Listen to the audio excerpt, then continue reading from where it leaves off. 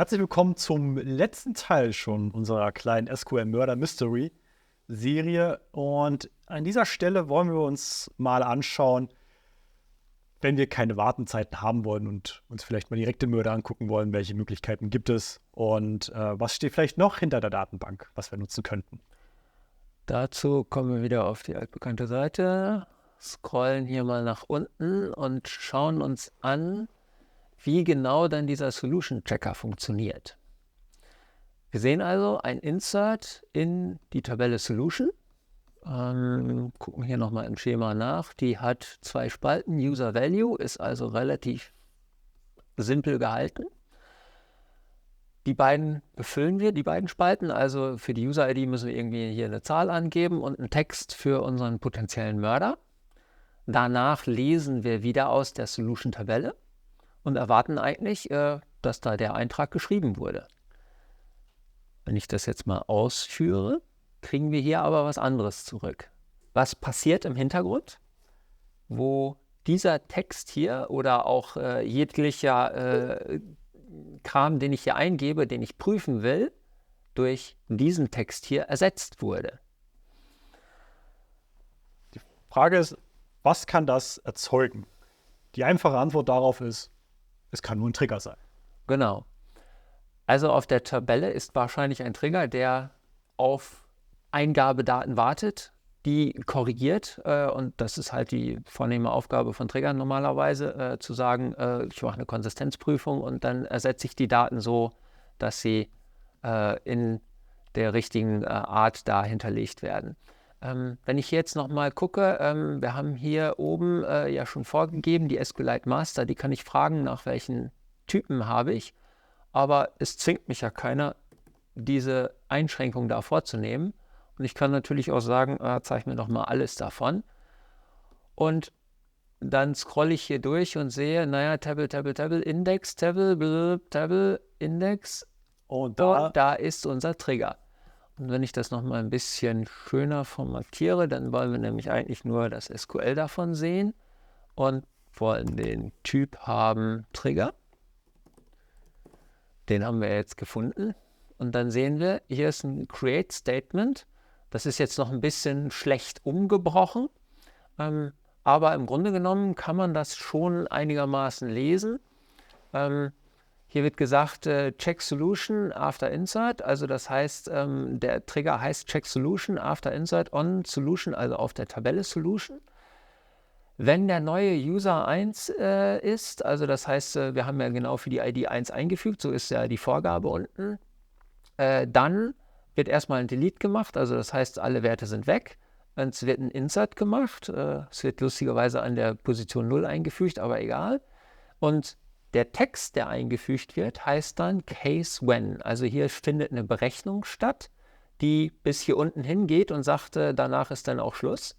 Und dieses Case-When-Statement, da steht jetzt halt drin, okay, Hex New Value soll irgendwie dieser Hutzelmutz sein, dann congratulations, you found something. Ja, wir haben tatsächlich was gefunden. Und hier ist halt noch ein zweiter Hex Value, congratulations, you found something. Oh, und wir haben auch ein Osterei versteckt. Also, das heißt, ich kann an dieser Stelle sagen, Easter Egg, gibt mir halt aus, was ein Easter Egg ist. Ja, ein Easter Egg is funny extra feature hidden in the software in memorial of the often anonymous programmers. Wir sehen ja an der Stelle jetzt nun, dass da ein Hexwert drin ist. Jede Datenbank oder fast jede Datenbank ist ja auch in der Lage, diesen Hexwert umzulesen. Beziehungsweise wenn man auch schon diese SQL-Information hat als Master, dann möchte man vielleicht das nicht unbedingt als Klartext sehen. Vielleicht ist es ja auch ein bisschen unfair, wenn man dann instant den Gegner. Ich möchte diesen Wert wieder in Normales zurückverwandeln. Das heißt, ich kann hier einfach einen Select machen. Ich muss jetzt natürlich auf meine Formatierung achten, nämlich ich caste diesen Wert. Also ich wende die Funktion cast darauf an. Und ich mache hier noch ein kleines Formatzeichen rein und sage nämlich, das X für das ist in Hex kodiert. Da ändert sich sogar hier die Syntaxhervorhebung, das kennt ihr. Variablen char. Es war char, das ist die Ausgabe, wo ich hin konvertieren möchte. dann sehe ich, aha, hinter diesem Hexwert verbirgt sich der Text Jeremy Bowers. Probieren wir bei dem zweiten aus. Dann können wir den zweiten natürlich auch nochmal anschauen. Und da haben wir unseren Bösewicht im Hintergrund oder Bösewichtin in diesem Falle Miranda Priestley, die da drin versteckt sind.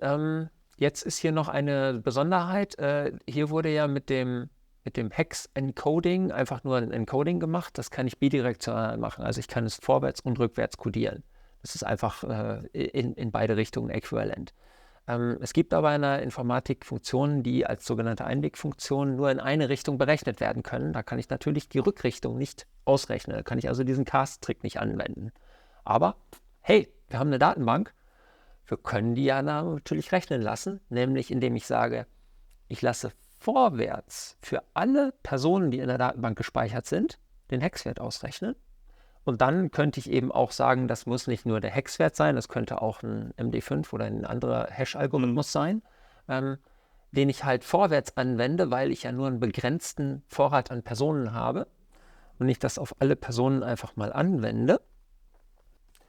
Dann kommen wir zu diesem Statement, in dem einfach unsere beiden Hexwerte eingefügt sind, die ich jetzt nicht irgendwie per Cast oder sonst was rückwärts rechne, sondern indem ich hier vorwärts einfach nur dieselbe Funktion anwende, die der Trigger auch verwendet, also oder halt ein MD5-Hash-Algorithmus oder was auch immer. Und dann sehe ich, aha, in Sekundenschnelle kann der halt die 1200 oder was Personen, die da drin gespeichert sind, auch vorwärts hashen und sagen, das sind übrigens die 2, nach denen du gesucht hast. Und so kann halt auf dem Weg des Programmierers dieses Rätsel auch gelöst werden, ohne irgendeinen Hinweis auszuwerten, einfach nur indem ich sehe, oh, wir haben da unten hier unseren Solution-Tabelle beschrieben. Wir lesen von der Tabelle, es kommt was anderes raus, als ich reinschreibe. Es muss ein Trigger im Hintergrund sein. Wir haben den Trigger-Source-Code analysiert, der mir freundlicherweise durch die SQLite Master zur Verfügung gestellt wird. Und dann wissen wir, wer der Mörder, wer der Villain ist. Und wir können halt damit spielen. Also wir können uns dieses Statement hernehmen und können damit eben auch Schindluder treiben und sagen, wo haben wir denn noch ein leeres Feld? Das ist natürlich jetzt schlecht umgebrochen.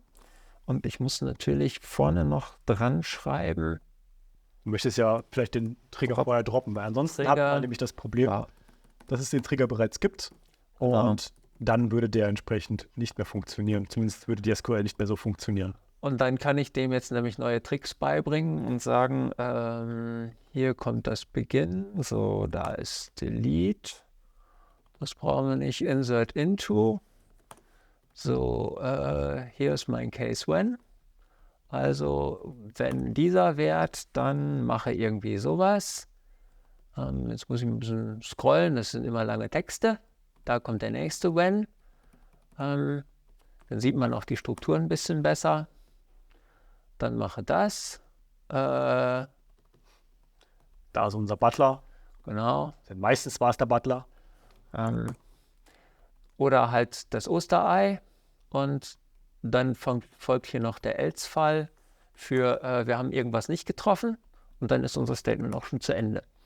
Und nach dem Muster können wir an der Stelle jetzt hier natürlich die Zeile kopieren und sagen, machen wir da noch einen besonderen Fall für Sven war's. Ich war's. Oh mein Gott. Vielleicht war ich dann doch der Mörder?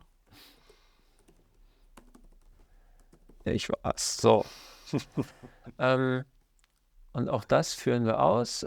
Ich sehe hier jetzt No Data Returned, weil das sind halt keine datenmanipulierenden Statements, also die haben keinen Return-Wert. Aber wenn ich meine Lösung jetzt mal checke mit meinem neuen, sehe ich, aha, wir haben also offensichtlich den Trigger im Hintergrund geändert und wir können jetzt einen beliebigen Fall einfügen für, wir können das Spiel weiterspinnen. Oder man könnte es einfach auch für den neuen Spieler schwieriger machen. Wir könnten versuchen, es schwieriger zu machen, ja, oder andere Hinweise zu verstecken, genau. Also zumindest haben wir jetzt den Mechanismus enthüllt, wie dieses Spiel gebaut wurde. Also das heißt, wie dieser Lösungschecker funktioniert. Und haben damit eigentlich alles Nötige an Handwerkszeug, um selber ein Spiel zu schreiben. Der einzige Haken hier an der Seite ist, natürlich, wenn ich die neu lade, sind meine Änderungen hier weg und wie ich das ganz zu Anfang schon mal demonstriert habe, Sven, war es natürlich nicht. Das heißt, auch der Trigger wird wieder zurückgesetzt. Das findet alles nur lokal in meinem Browser statt. Gut, ich glaube, wir haben jetzt damit ein gutes Ende erreicht. Vielen Dank fürs Zugucken. Ich hoffe, ihr hattet Spaß. Auch von mir vielen Dank für die Aufmerksamkeit und vielleicht sieht man sich irgendwann mal wieder. Bis dann. Bis dann. Tschüss.